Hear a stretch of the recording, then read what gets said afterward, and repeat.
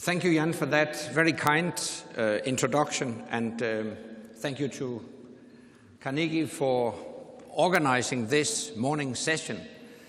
I've been looking forward to meeting you this morning to outline some major security policy priorities as we are approaching two important security policy events within the next year.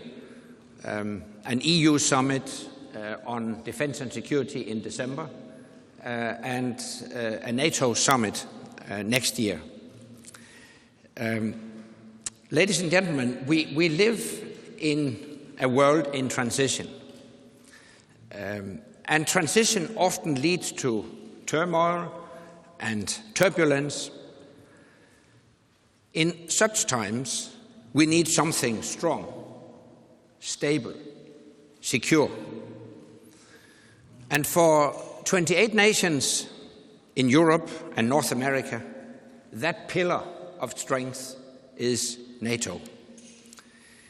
We are seeing tragic turmoil and turbulence just beyond NATO's southeastern border. We have also recently seen renewed efforts by the international community to stop the terrible bloodshed in Syria. I welcome the framework for the elimination of Syrian chemical weapons agreed between the United States and Russia.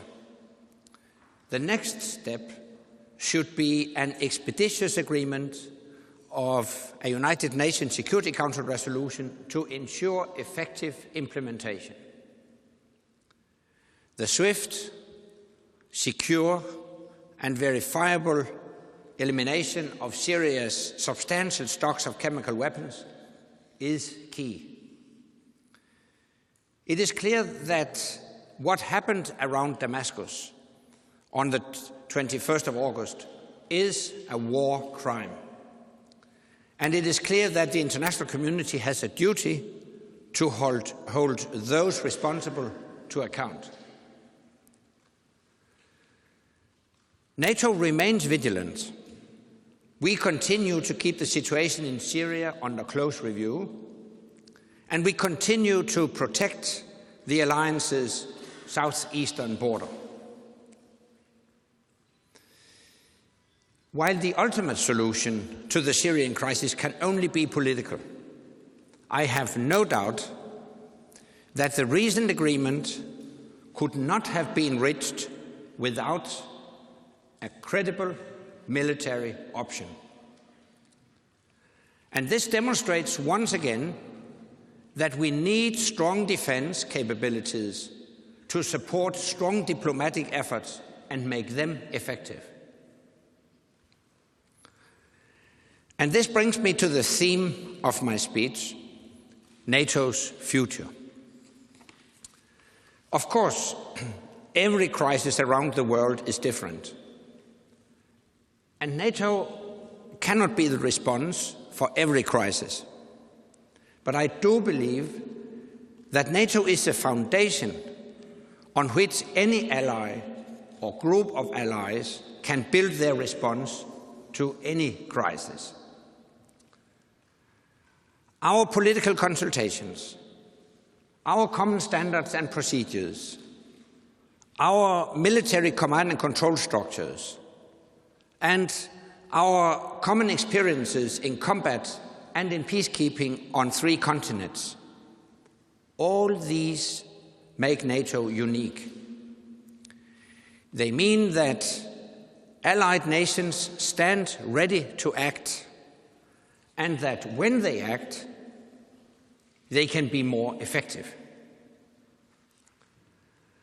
Today, in many parts of the world, allies are acting under NATO's command and control, often with partner nations, to safeguard security at home and to help bring stability and safety to troubled areas of the world.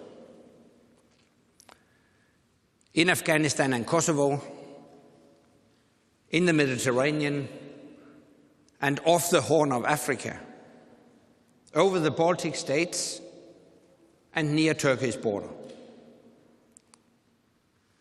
This clearly demonstrates that NATO remains an essential source of stability in an unpredictable world.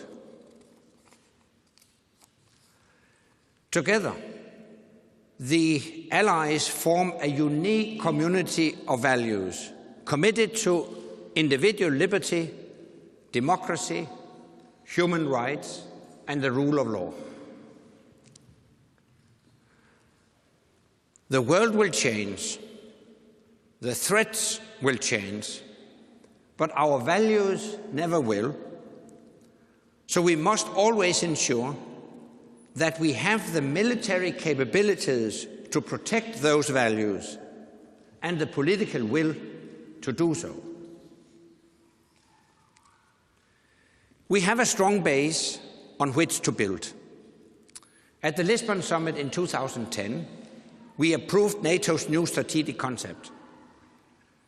We have been successfully implementing it since, and as we draw down from Afghanistan and take stock of 20 years of operations, we have the most capable and most tightly connected forces in history and the widest network of partners. I cannot predict today what NATO's next mission will be, but whatever the next challenge is, we need to remain ready to face it. And to do that, I see three priorities. First, to maintain robust defense and deterrence. Second, to reaffirm the bond between Europe and North America and rebalance our relationship. And third, to bolster our global perspective and remain ready to work with partners and protect our values in our region and beyond. Now, let me take each of these priorities in turn. First, ensuring robust defense and deterrence. Collective defense and deterrence is the greatest responsibility of our alliance, and it will always be a transatlantic task, because the security of Europe and the security of North America are indivisible. But the nature of collective defense is not the same as it was when NATO was founded in 1949. The threats are not the same, and neither are the means to address them. To be frank, some of the capabilities we have, we don't need, and some of the capabilities we need, we don't have. It is no longer sufficient to line up tanks along our borders to patrol and protect them.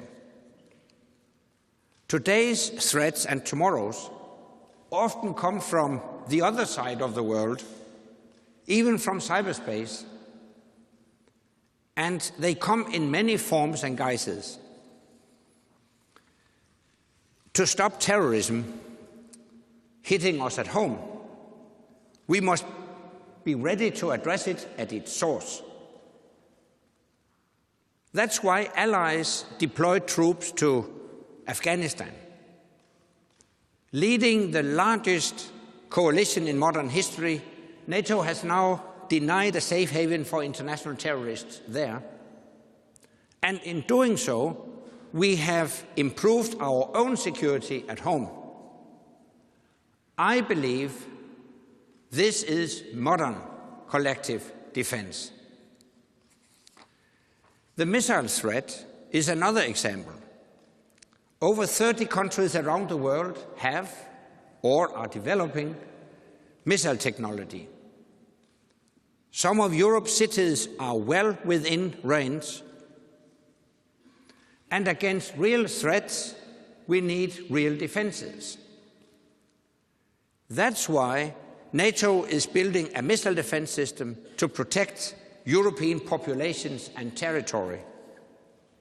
This as well is modern collective defense. Similarly, we saw in Estonia in 2007 how cyber attacks can harm our economies and our security. We have made good progress in improving our cyber defense. For me, the next step should be to consider how we could assist allies who come under cyber attack. I believe this, too, is modern collective defense. Moreover, we must continue to look for ways to improve our joint intelligence, surveillance and reconnaissance capabilities, including the acquisition of observation drones and modernization of our AWACS aircraft. Well, acquiring modern capabilities is not easy when many allies face declining defense budgets. And that's why we need a new spirit of solidarity and cooperation within NATO. That means developing, acquiring and maintaining military equipment together in multilateral projects. And it means prioritizing, specializing and helping each other. That is smart defense. We also need to strengthen the connection between our forces through more joint exercises, education and training, and to reinforce our NATO response force to defend any ally, deploy anywhere, and deter against any threat. And that is the aim of our Connected Forces initiative. Taken together, these steps will ensure NATO remains robust. Our second priority is to strengthen the transatlantic relationship and rebalance the alliance. North America and Europe remain each other's partner of choice, and we can only be fully effective by working together. That's why we must all continue to invest in our alliance, and why we must all shoulder a fair share of the burden, just as we all share in the benefits. And the engagement of the United States in European security remains strong,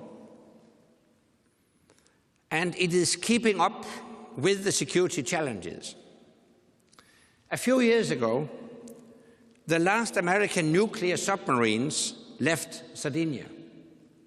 But shortly afterwards, we saw the first American Aegis ship deployed to the Mediterranean to enhance our defense against missile attacks.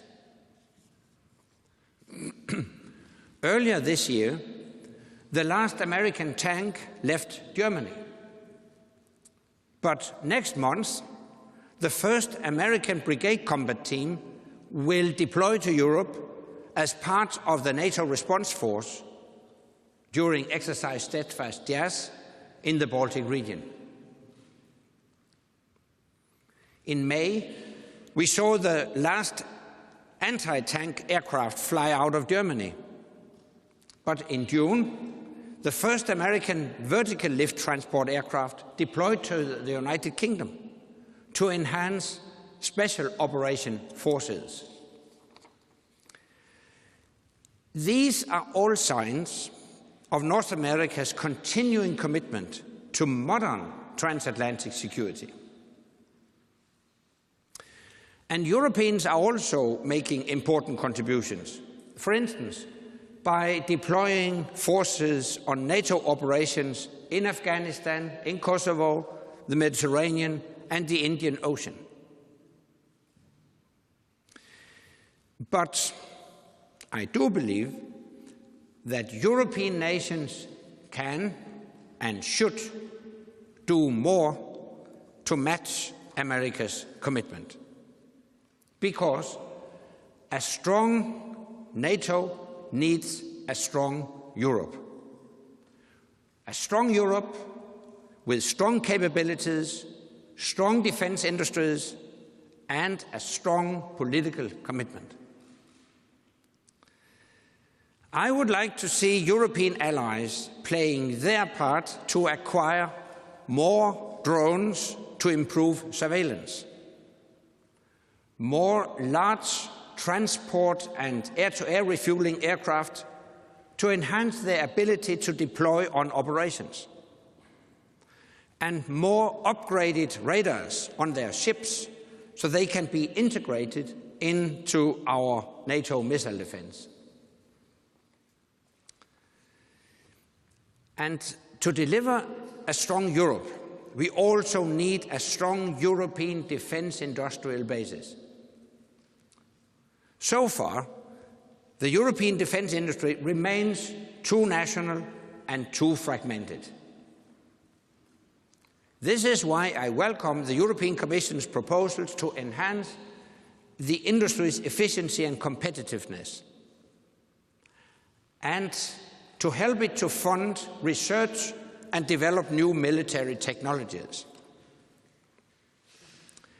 And finally, a strong Europe will require strong political will to increase defense spending when our economies start to recover, as they will, to develop long-term procurement and investment programs, and to assume more security responsibilities in Europe's neighborhood. I was encouraged by the debate we had at the recent European Union Defence Ministerial in Vilnius. So I expect the European Council on Security and Defence in December to demonstrate strong political commitment. It will help to strengthen Europe. It will help to strengthen the transatlantic partnership, and it will help to rebalance NATO. This is an opportunity not to be missed. Finally, our third priority is to develop a truly global perspective of security and the partnerships to match that perspective. I welcome the increased attention that the United States is paying to the Asia-Pacific region. This is also in Europe's interest. And it is certainly not at the expense of the transatlantic relationship. On the contrary, by paying greater attention to Asia and the Pacific, the United States is also contributing to Europe's security and well-being. Earlier this year, I visited South Korea and Japan, and I was struck by how well these partners understand our interdependence. Security today can only be cooperative security. Dialogue and cooperation with partners play an integral part in helping our understanding of world events and in strengthening international stability and security. And we must now deepen our relationships and widen our networks. In particular, I believe we should explore ways to help others build their security capacity. We have been doing this successfully, both in Kosovo and in Afghanistan. NATO's unique expertise and experience means we are particularly well suited to helping countries manage difficult political transitions, modernize their security sectors, train their forces to deal with internal challenges, and assist them in operating together with their neighbors' forces to manage crises together. Projecting stability without the need to project forces. That is good for our partners, and it's good for our allies too. Alongside the United Nations, the European Union, and individual nations, NATO is looking into a request by the Libyan Prime Minister to provide advice in the development of Libya's national security forces. And I believe other countries in that region could benefit from NATO's experience and expertise. I would also like to see NATO further develop cooperative relations with regional organizations such as the Arab League, the Gulf Cooperation Council, and the African Union, to contribute to regional security, including, if they so wish, by developing their capacities to manage future crises. Let me stress that all these steps will not lead to NATO becoming a global policeman, but they will lead to a better global understanding by NATO, and that is essential for NATO to be ready to deal with the security challenges of today's globalized world. Ladies and gentlemen, throughout many turbulent decades, NATO has provided a solid foundation for our freedom and security, and for the stability of the world. The political and military bonds forged in NATO between Europe and North America, our unrivaled capabilities, and our extensive network of partners form an alliance that is strong, flexible, and able to perform a wide range of tasks. The tasks we can foresee and those we can't yet imagine. Our job today is to make NATO ready, robust, and rebalanced for the future, so that in an unpredictable world, it remains an essential source of stability we can all rely on. Thank you.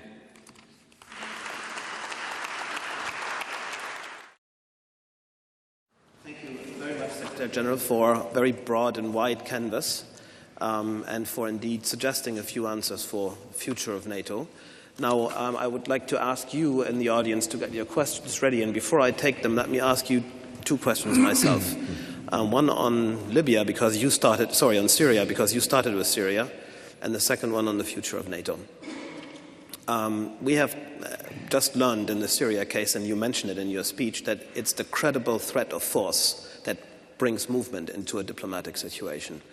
Now, it looks like the mandate that we will get out of the UN Security Council will not include such a credible threat, again, because some members of the Security Council won't allow this to be included.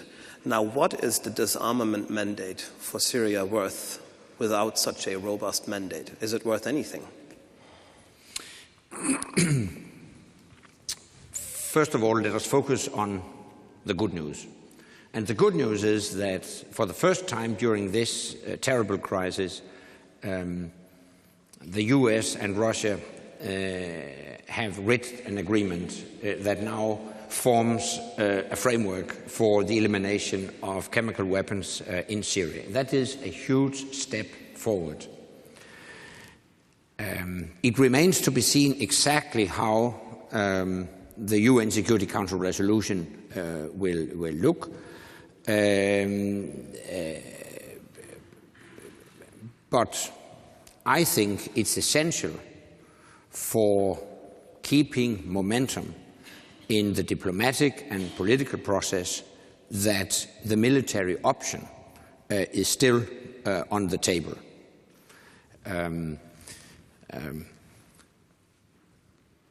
I think irrespective of the outcome of the deliberations in the UN Security Council, the military option will still be on the table. All right, that's a very clear statement. Thank you very much for that.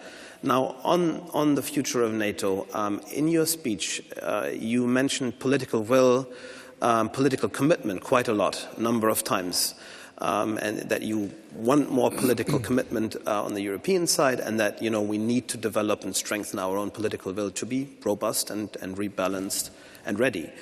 Now, let me ask this in a very simple way.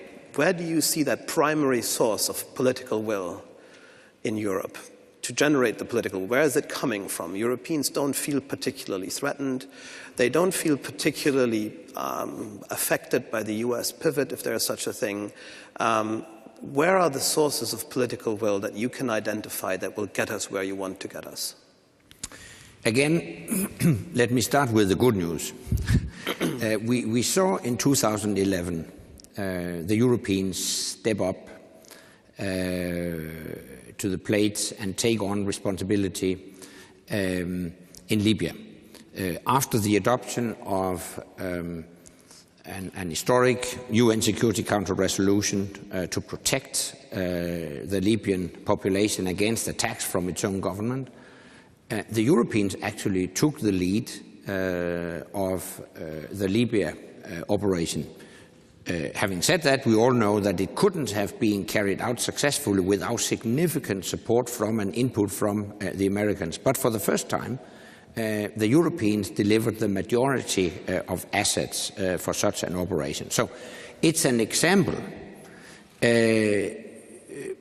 that despite economic austerity, the Europeans are ready to take more responsibility. But having said that, I share your concerns, and I think the Europeans should be aware of the strategic consequences of what we are witnessing right now. The fact is that if the current trend continues, if we see continued declining defense budgets, then one day the Europeans will not be able to participate in international crisis management as we saw it in Libya. And the vacuum Europe leaves behind will be filled by the other powers in the world, for instance, the emerging powers that actually invest more and more in defense and security. And eventually it means that Europe will lose influence on the international scene. Very often we in Europe praise ourselves of being standard bearer of basic fundamental principles like individual liberty, democracy, rule of law, human rights. And if we are sincere about promoting those values and defending those values, we also need the capabilities to actually underpin the soft power with some hard power. That's my clear position. So that's why I'm concerned about declining defense budgets in Europe. So ultimately it's our values that will produce the political will, because we can't just neglect our values for too long before losing ourselves. Is that what you're saying? Yeah, exactly. And that's why I started with the positive example, Libya, because I think many people felt that fundamental principles were at stake. And we had a responsibility to act once the UN Security Council had adopted that historic resolution. So when it comes to fundamental principles, I think people realize we have to do something. Excellent. Thank you very much. I think we start with questions now from all sides of the room. This gentleman was clearly the first one, and then this lady there in the middle, and then this lady over here, and then we take a second round after that. Please. Dr. Damien de George, founder of the Arctic Policy and Economic Forum. A delegation of NATO Parliamentary Assembly visited recently Greenland and Denmark to discuss Arctic issues, and the Assembly Subcommittee on Defense will write a report on NATO's role in securing the High North. How do you perceive the evolution of NATO engagement in the region? Thank you. Thank you very much. The lady here in the middle, please. Good morning. Is this working? Yeah. Alexandra Meyer-Hodal with the German press agency, DPA. You talked about NATO being important for defending values. I have a question for you about public perception. Are you worried at all that, people may say, well, NATO didn't or couldn't intervene in Syria? How are you defending values if you couldn't even go into a country where chemical weapons were being deployed? Thank you. Thank you very much. And then we have the lady in red here in the middle, on the other side. There you go. Thank you. Hello, Teresa Fallon, European Institute of Asian Studies. This is another question about fundamental values. You mentioned about Japan, for example, in April when you were there to talk about the partnership agreement and signed the agreement with Japan. It really skidded over regional tensions. China wasn't even mentioned. And this idea of a democracy, all of these issues in the region, NATO pretty much said we'll do everything like cyber, issues like that. And then immediately afterwards, a person flew to Beijing to brief the Chinese about what happened in Japan. So this kind of leads to questions about where NATO's support really is. I understand there are tectonic changes in the international scene, but how does NATO see future relations with China? And you mentioned in your speech you want to deepen and broaden your partnerships. How do you expect to do that in Asia? Thank you very much. Thank you very much. And if you allow, I'll take another one. Yes, please. And then we go into answers after this. Yes, Brooks Tigner, Jane's Defense. 2 quick questions.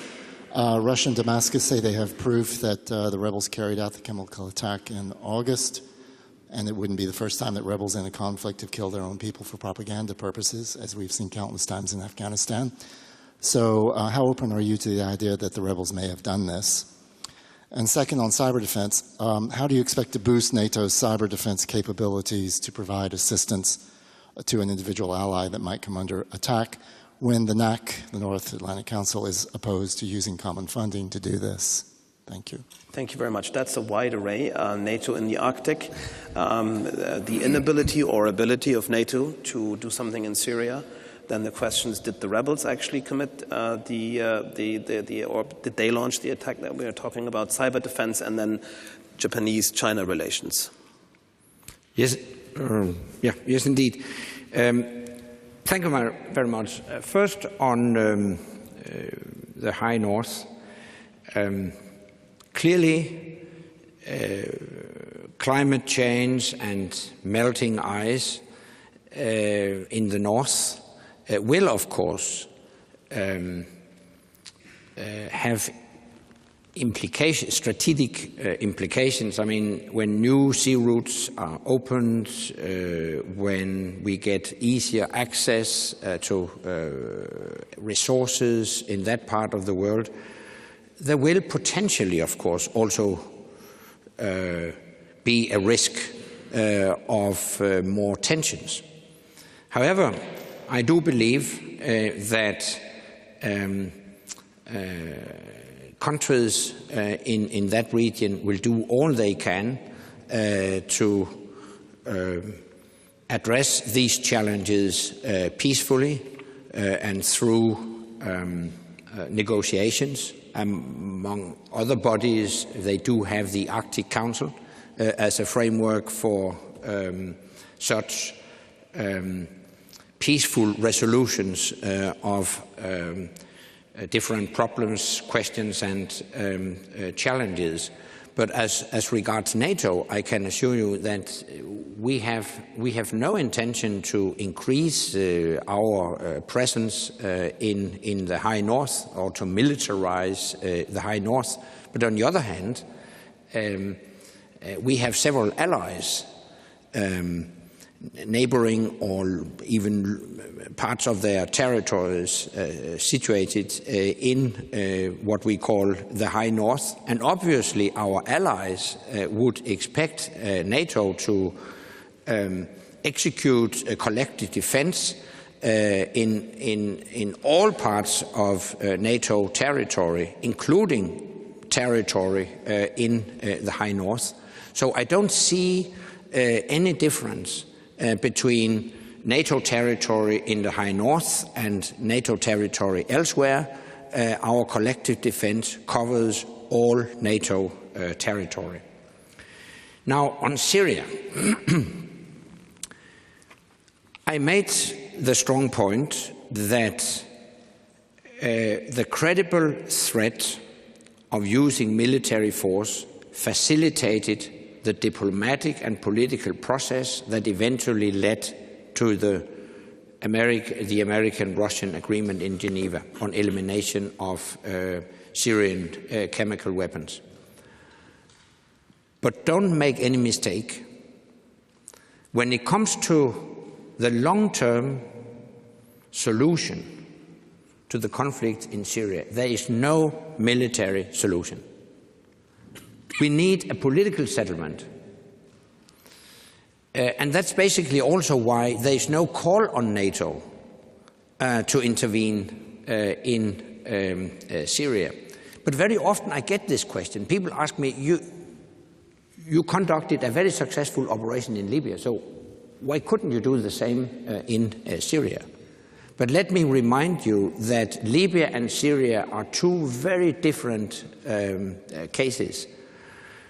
In Libya, we operated on the basis of a clear United Nations mandate. In Libya, we got active support from partners in the region. None of these conditions are fulfilled when it comes to Syria. But on top of that, I think any foreign military intervention in Syria could have unpredictable regional repercussions.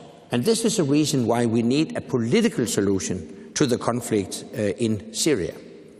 But we should clearly distinguish between the long-term solution to the conflict in Syria and the specific response to the use of chemical weapons.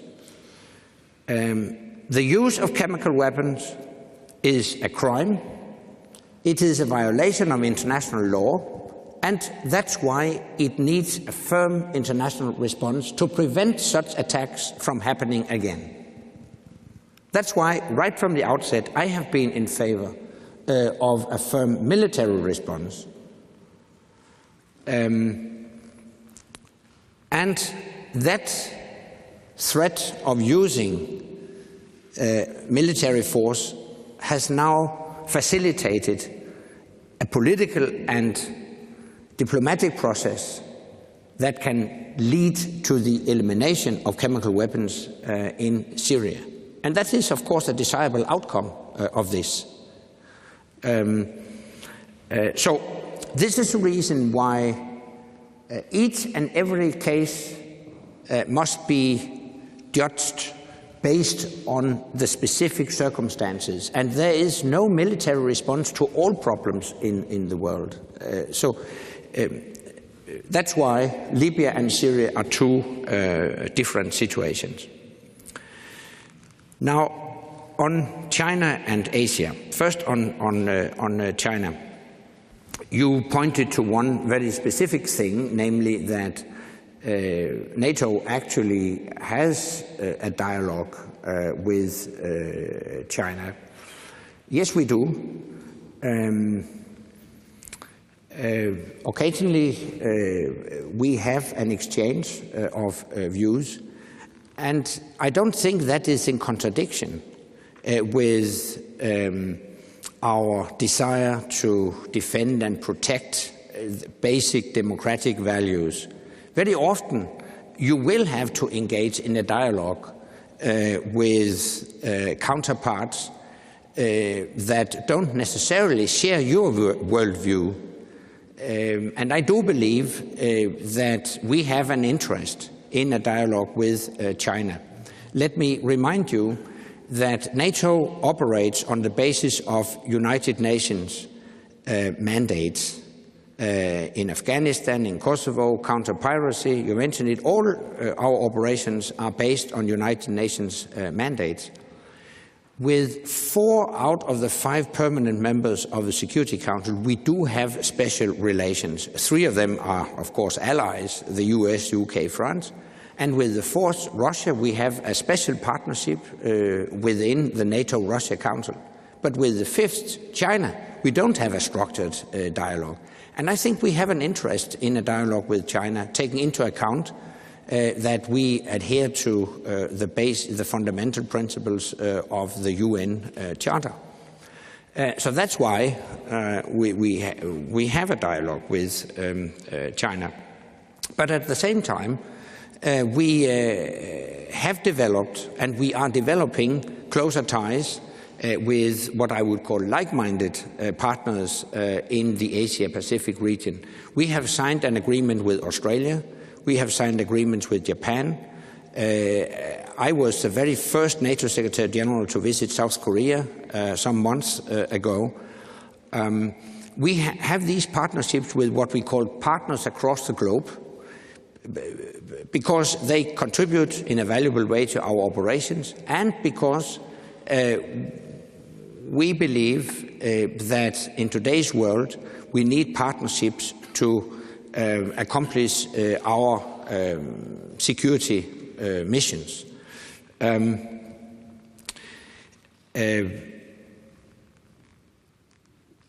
I would like to stress this doesn't mean that NATO will be present in Asia, but we will engage with Asia, with individual nations in Asia. And I wouldn't exclude that we can develop similar partnerships with other countries, like-minded countries, in the Asia-Pacific region. Personally, I think there would also be a potential in strengthening and structuring our dialogue with India. Finally, returning to Syria, I think it's quite clear that a variety of sources point to the Syrian regime as responsible for the horrendous chemical weapon attack on the 21st of August. The missiles were launched from areas controlled by the government. It doesn't make sense for the opposition to attack their own people with chemical weapons in areas they already control. And furthermore, we don't think the opposition has at its disposal means to carry out a chemical weapons attack of that scope and scale. So based on the information I have no doubt that the Syrian regime is responsible for that chemical weapons attack. And finally, on cyber, we are currently considering how NATO could possibly assist allies that come under cyber attack. You asked me specifically, could we imagine NATO-owned and NATO commonly funded assets to be used to assist individual allies that come under attack? Let me remind you that it's not necessarily the only way to assist allies. When we're speaking about conventional attacks and conventional threats, we would usually deploy national assets to help an ally. Let me take the deployment of Patriot missiles to Turkey as an example. 3 allies agreed to deploy Patriot missiles to Turkey to augment Turkey's air defenses. And they are put under NATO command and control. They are not NATO-owned, and they are not NATO commonly funded assets. They are national assets. And similarly, you could imagine within the cyber world that national assets come to assist an ally that come under attack upon request. Thank you, Sec-Gen. What happens when you combine a super-performing 21st century military alliance with a super-performing 21st century think tank is that people can ask questions via Twitter. We've asked them to send in their stuff. And actually, I've selected 2 of these questions from the Twitter feed that we've received, and they actually fit with issues that you have raised. One comes from a student here in Brussels, Tommaso Crestodina, who is raising the EU issue that you have also raised. And his question is, could proper EU defense ever exist outside NATO? And so that question goes to you in this case, especially, of course, since the US is pivoting away. NATO relies very heavily on the US. So can the EU replace NATO? Can it ever exist outside NATO? What's your take on that? I do believe that the 2 organizations should work together in a complementary way. I do believe it would be waste of resources to duplicate and have so to speak, an independent EU defense organization in parallel with a similar NATO defense structure. I think that would be duplication. It would be waste of resources. 22 nations are members of both organizations, and they only have one set of military forces and one set of taxpayers. So I think the way to ensure effective defense is clearly a kind of division of labor, so that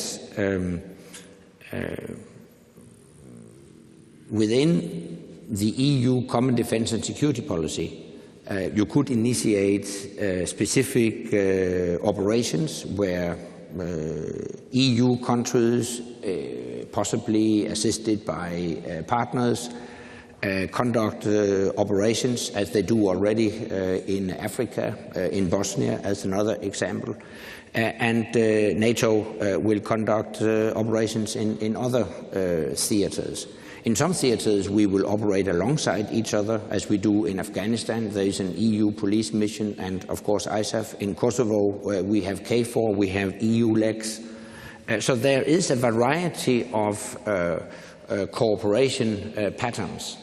But personally, I think it would be a waste of resources to build a parallel EU structure with headquarters and command and control systems, and you mentioned it. I mean, we have that system already in NATO. So I think a majority of NATO allies and also EU member states would say, let's use the systems we already have. All right, I think that answers that question sufficiently. Now there's something else. You mentioned the upcoming NATO summit next year. And out there, obviously, there are people who send in their questions and who have very different ideas as to what should be on the agenda there. For them, threats sound very different from the threats that we usually talk about. Iveta Chernova, who's a security and defense analyst, writes, will climate change, international finance, and energy security be part of the agenda for the next NATO summit? A nice indicator as to what people out there also see as potential threats that maybe NATO should be dealing with. Yeah, implicitly it will, of course. I mean, the financial crisis has an impact on defense budgets, as I've already said. So there is a direct link between the investment in military capabilities and our financial capabilities. That's also why I have launched the concept of smart defense. That, of course, we can't expect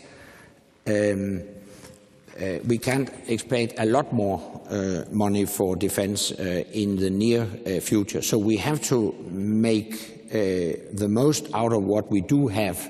And the way to make more efficient use of resources is to go for collective solutions to achieve synergies by helping each other specialize and prioritize, all under the headline smart defense. And I have already mentioned climate change as a factor that, of course, also have security or strategic implications when it comes to security, and energy security is all over.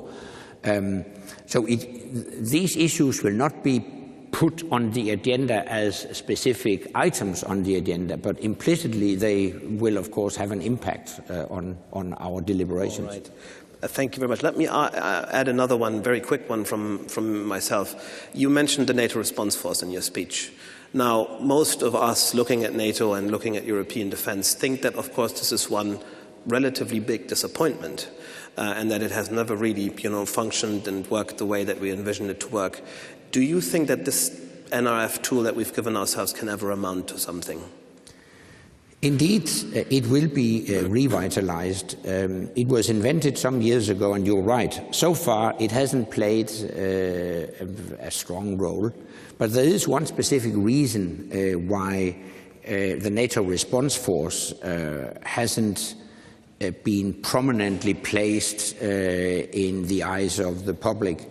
And that is, we have been so engaged in Afghanistan that our allies and our partners didn't feel a strong need for exercises, because we exercise on a daily basis in real time and real world in Afghanistan. But my point is that as we draw down in Afghanistan, we will have to step up joint exercises, training and education to maintain and further develop the ability we have developed in Afghanistan to work and operate together. And that's why the NATO response force will get a more prominent role in the coming years. All right, excellent. Thank you very much. Two more questions. This gentleman over here, and then to this side, Terry, please. Secretary General, Tijn Sade for Dutch NRC Handelsblad and NOS Radio.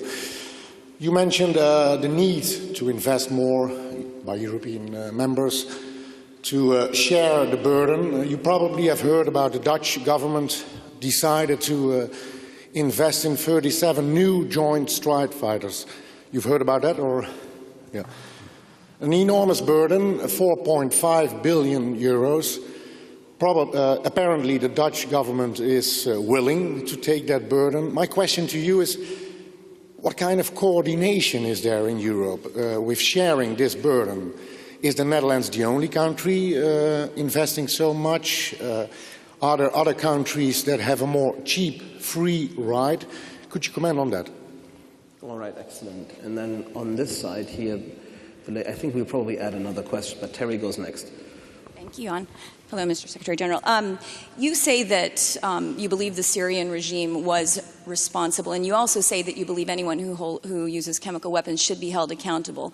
Do you really think that taking away the weapons so it can't happen again is sufficient for holding the regime accountable for what you and most others believe has already happened? What should happen next in that process? And also a question on European defense.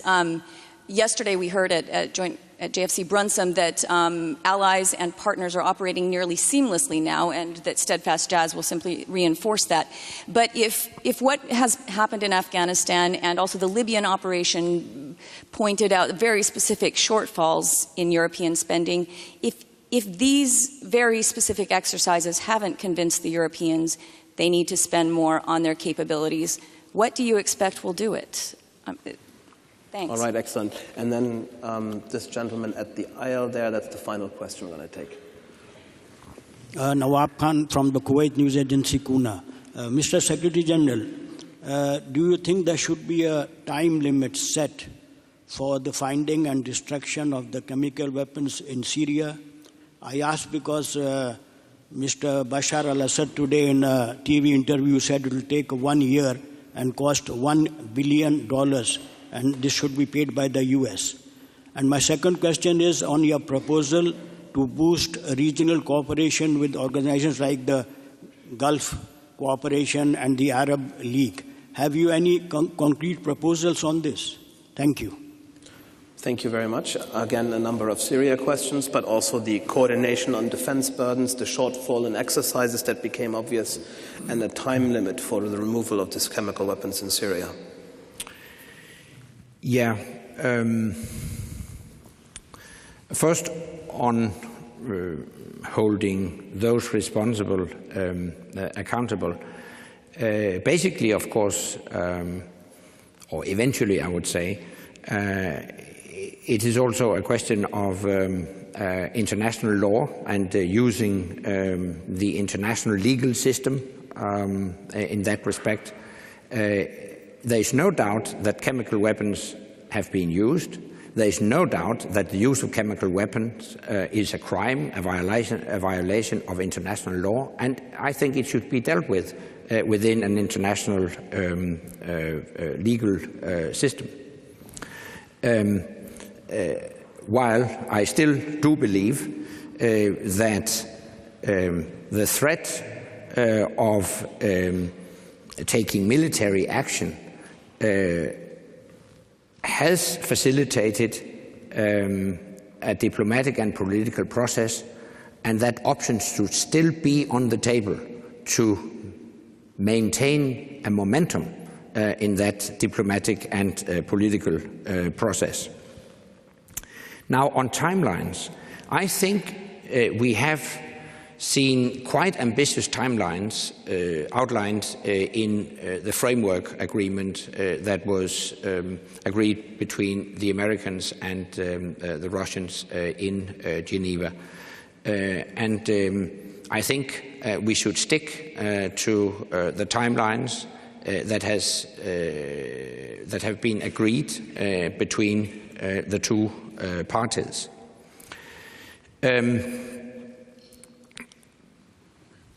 Now, on defense investments, first of all, let me stress that it is a national decision how and when individual allies will invest in military capabilities, including renewal of the fleet of fighter aircrafts. That's the first thing. Secondly, you ask me whether there is a coordination within NATO, and the answer is yes. We do have what we call a NATO defense planning process, within which allies try to coordinate in such a way that overall we do have the right capabilities to address future challenges. When it comes to the acquisition of fighter aircraft or other kinds of military equipment, it would, of course, be a good idea if nations pursue joint acquisition and collective solutions. Again, it's a national decision, but let me point to at least one example from the past that I know very well, because my own country, Denmark, participated in that. In the 70s, 4 NATO allies acquired F-16 fighter aircrafts in a joint project. Denmark, Norway, the Netherlands, Belgium, and later, by the way, Portugal joined that consortium. And I think, if I remember correctly, we purchased 348 F-16s. And you can imagine, that we achieved a lot of synergies. Like in private households, you get a rebate if you buy in big quantities.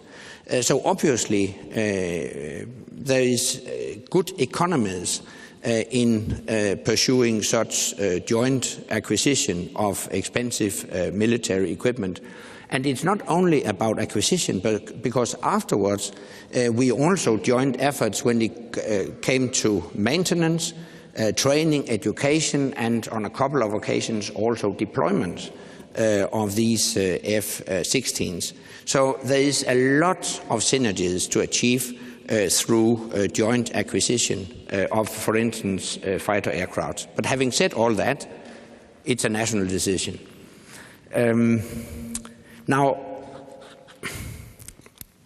are the Europeans convinced that they should invest more in critical military capabilities? Based on the discussions I have heard among political leaders in European capitals, I think there is a growing awareness that based on the lessons learned, not only from Libya, but also from other operations, that we need more investments in critical military capabilities to fill the gaps. Of course, the challenge right now is that all governments in Europe are under pressure, under budgetary pressure. And as a politician, I know very well what is the challenge. I mean, when you are forced to cut your budgets across the board, including welfare programs, educational programs, health programs, it's almost political suicide to suggest that the Minister of Defense should be exempted from that exercise. That is the political reality we are all faced with now. Nevertheless, I have seen examples, positive examples recently. I have visited allies. I have spoken with their parliamentarians. That's now always an integrated part of my programs, that I meet parliamentarians. And I have discussed it with them. And in a number of parliaments in allied nations, we have now seen broad political agreements that they will gradually increase their defense spending. They will gradually move towards the NATO 2% benchmark. You know, we have a benchmark according to which individual allies should strive for reaching a level of defense investment equivalent to 2% of GDP. Only a very few lives up to that, and it's not a legal obligation. It's a political goal, it's a political commitment.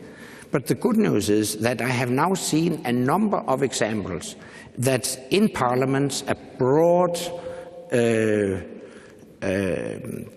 coalition of parties have agreed to gradually move towards that goal. At least that is an attempt to reverse the trend.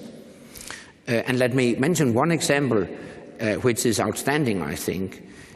A few years ago, Estonia suffered severely from the economic crisis. Nevertheless, Estonia has succeeded in achieving the 2% goal. It's a shining example. It's a question of priority. You can, if you have the political will, and I see that political will in a number of allied nations. Can I interrupt very briefly here, because we are all burning to learn who these examples are? Yeah. Can you give us names, or is that impossible at this stage? I could, but I think it's for them to publish their intentions. Okay. But I have the list, yes. All right. But I'm also used to protect classified information. But I think note to self: we have to find that list. Actually, I think some of them would be happy to publish it themselves. But again, as I told you, politically it is a bit sensitive issue because if you, with the one hand, cut in welfare programs and with the other hand increase defense investments, you may be faced with domestic political problems. So it's not always highlighted. But I have noted it in my book. All right. That's the good news. Finally, about partnerships,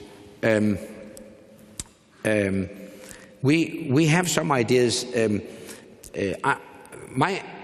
My vision would be to see partners well integrated in our smart defense and connected forces initiatives. I mean, connected forces, for instance, to connect our forces to make sure that they maintain and develop their ability to work and operate together. That's very important, not just for allies, but also for partners. I have a question on perceptions of NATO in other parts of the planet. You mentioned NATO not being a global policeman, but that NATO needs to develop its awareness of the rest of the world. And China, of course, is the big strategic question of the day. Now, we at Carnegie conduct a series of video conferences between NATO headquarters and our office in Beijing. And then we bring in Chinese scholars, Europeanists, defense scholars, some of them actually with a NATO specialization.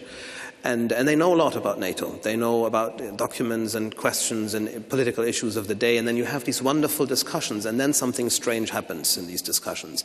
After about an hour, when you think everything's wonderful and you've really done a great effort, then all of these people, and they are the cream of the crop on the Chinese side, will completely subscribe to the idea that NATO is just another building block in the idea of Western encirclement of China.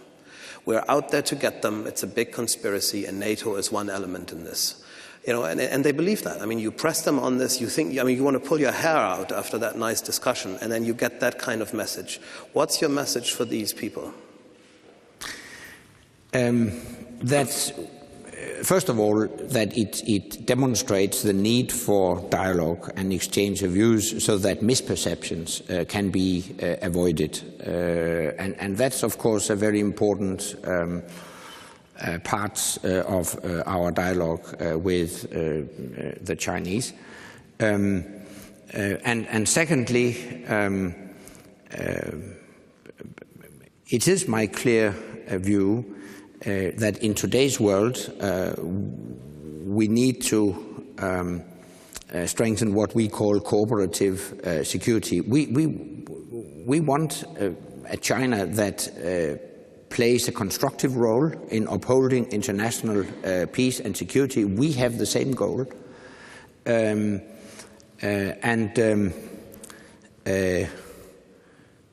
Our only intention is to engage in that dialogue with China and ensure that we can complement each other in upholding international peace and security.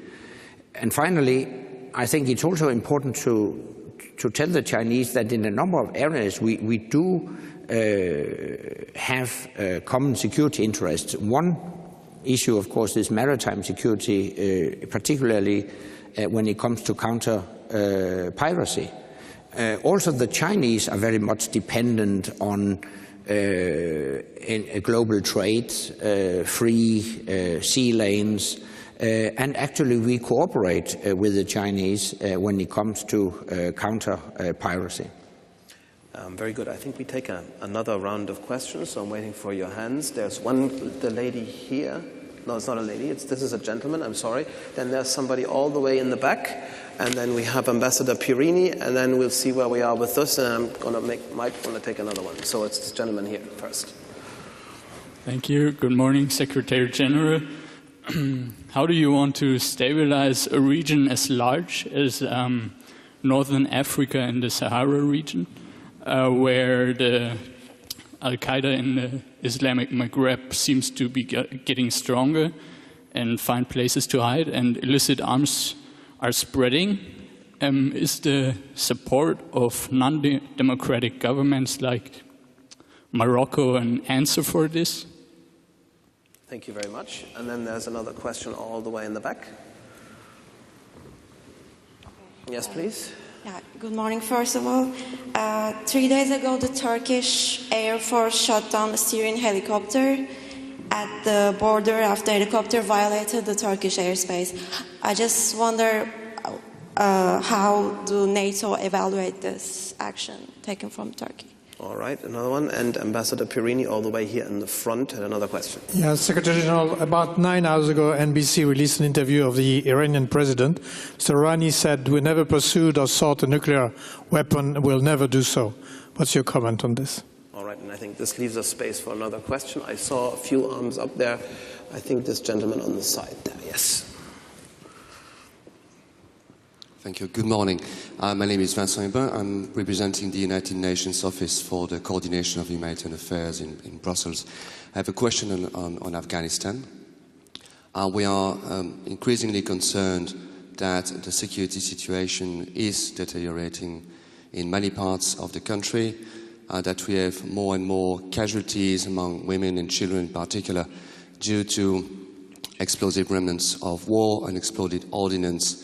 But we're also increasingly concerned about the humanitarian access in the country and what will happen as the troops are withdrawn from Afghanistan. I would like that if you could share your views on engagement with the Afghan authorities and what the prospects are with regards to how we deliver humanitarian aid and how we reach the people affected and how we deal with unexploded ordnance and other remnants of war. Thank you. Thank you very much. That's the first reference to Afghanistan, I guess, and this thing, which is an interesting development. Stabilization of the area, Syria, Iran, and then Afghanistan. Yeah, first on North Africa. Yes, developments are a matter of concern.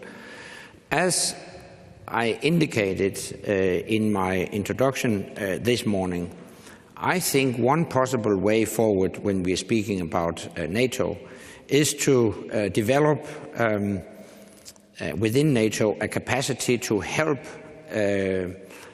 partners and individual nations to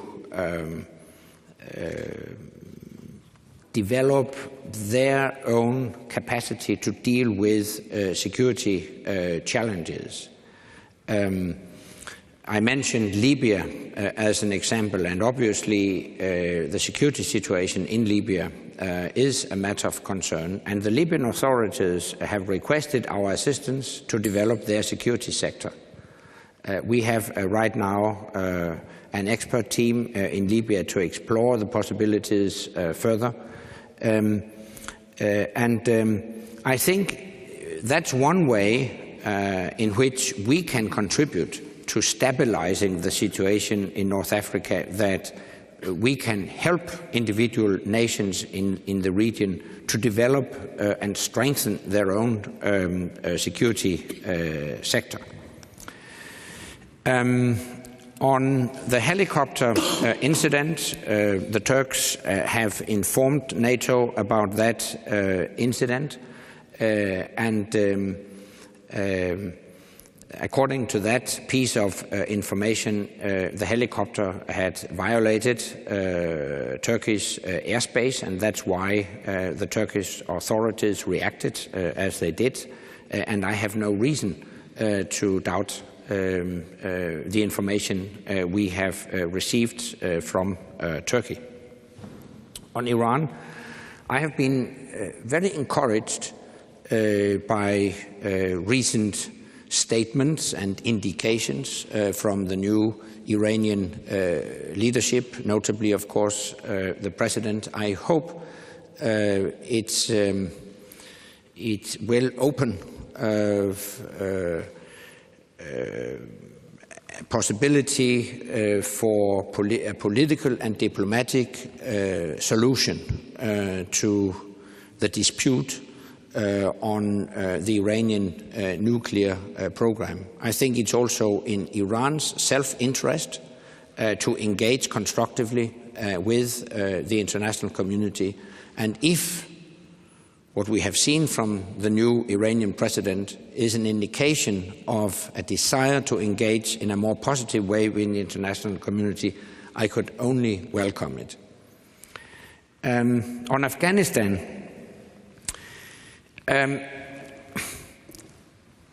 first of all, yes, we have seen a number of spectacular attacks, and of course they are a matter of concern in particular because the targets very often have been civilians in Afghanistan. In that respect, let me stress that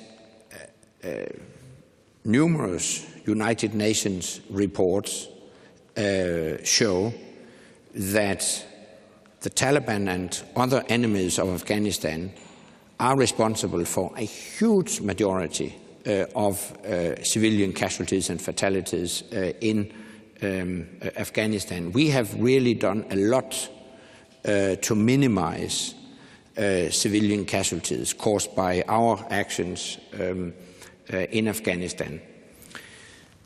Having said that, and realizing that we have seen and we will see a number of spectacular attacks in Afghanistan, I also have to add that according to our statistics, we have seen a decline in the number of attacks in recent weeks compared to the same period last year. Furthermore, we are witnessing an increasing capability of the Afghan security forces to address the security challenges in Afghanistan. Of course, you ask the same question as many people would ask: what will happen when we complete our ISAF combat mission by the end of next year? And the answer is that in the meantime, we have built up a very strong Afghan security force. And while there is still a lot to do, we have seen a strengthened capability of the Afghan security forces, and they have addressed recent security incidents in a very professional manner. So I'm confident that they will be able to take full responsibility for the security by the end of next year when we complete our ISAF mission. When it comes to excessive munitions and unexploded munitions and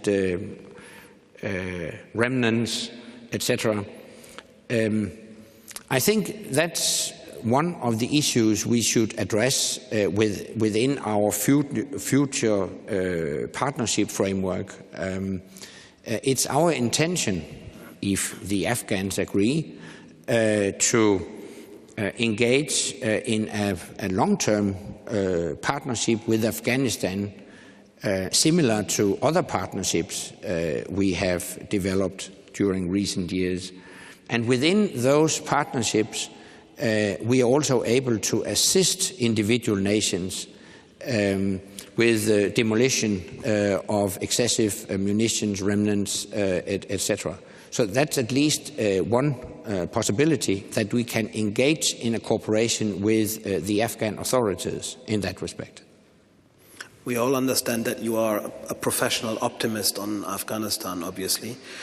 Often the security community finds it a bit hard to believe that we are actually really on the kind of track for a self-sustained security situation. But I don't want to dwell on this too much because it's a tricky issue and it's not our main subject today. I would like to ask you a final question before we actually conclude here today.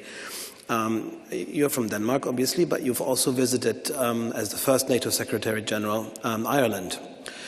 Which is a neutral country, takes pride in its neutrality, but is also agonizing over its neutrality. What is going to happen first? Ireland joining NATO or Denmark joining the European defense policy? Yeah, it's a difficult question, but I think there's a fair chance that Denmark would join the EU defense policy first. Based on what I have learned in both countries, yes, I think there is a fair chance. The fact is that actually there is a broad political agreement in the Danish parliament that the Danish exception from the EU defense policy is absurd. and it is damaging for Danish interests. And hadn't it been for the euro crisis, I think that question would have been put to a referendum long ago. But you also have to understand that the whole euro crisis casts a shadow over many EU questions. So it's very difficult for a government to put any EU question to a referendum right now. And I think that's my analysis. That's the basic reason why it hasn't been done already. Because there is a clear sense in Denmark that that Denmark should participate fully. Let me remind you that Denmark, for quite some years, has pursued a very activistic foreign and security policy. Denmark is a very active contributor to many international military operations, and obviously it's absurd that the only kind of military operations that Denmark can't contribute to are the EU-led operations. So I'm sure one day that exception will be removed, but it requires a referendum. Fantastic. Thank you very much for ending on a note of hope and optimism. Thanks again for joining us at Carnegie for the discussion about the future of NATO and European security. Good luck for the time to the run-up of the new summit and for the projects, the big projects that you've taken on as your own homework. And we hope to see you again at Carnegie Europe at some point in the future. Thank you very much. Thank you very much. Thank you.